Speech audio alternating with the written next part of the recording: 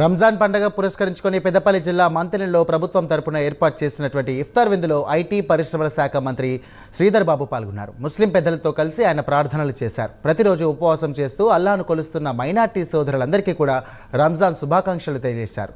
ఇక కాంగ్రెస్ ప్రభుత్వం మైనార్టీ సోదరులకు బడ్జెట్లో పెద్ద ఎత్తున నిధులను కేటాయించిందని, మైనార్టీలో పేదలకు ఇల్లు, కనీస సౌకర్యాలు కల్పించే చర్యలు చేపడుతున్నామని సందర్భంగా ఆయన వెల్లడించారు.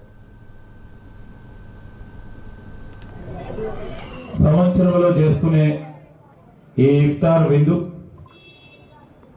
మరి అనునిత్యం కూడా ప్రతిరోజు దాదాపు 30 రోజుల పాటు మా ముస్లిం మైనారిటీ సోదరులు వారి కుటుంబ సభ్యులు పొద్దున్న నుంచి సాయంకాలం వరకు ఉపవాసం ఉండి నమాజ్ చేస్తూ 5 మార్లు వారి గురించి, వారి కుటుంబ సభ్యుల గురించి, వారి మిత్రుల గురించి, వారి బంధువుల గురించి, వారికి సంబంధించే కాక మొత్తం సమాజంలో ఉన్న అందరూ కూడా బాగుండాలని, ఆ అల్లా అందరికీ కూడా సుఖంగా చూడాలని వారు చేస్తూ ఉన్న ప్రార్థన భాగంలోనే ఈరోజు మొత్తం మనం భారతదేశానికి సంబంధించి ఒక సరళీకృత విధానంలో సెక్యులర్ భావాలతో నడుస్తూ ఉన్న మన సమాజంలో వీరందరూ కూడా పెద్ద పాత్రధారులు.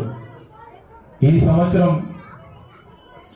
మా ప్రభుత్వం ఎప్పుడు లేని విధంగా 3000 పైచిలకు కోట్లను బడ్జెట్లో పెట్టడం జరిగింది. మొట్టమొదటిసారి తెలంగాణ రాష్ట్రం ఏర్పడ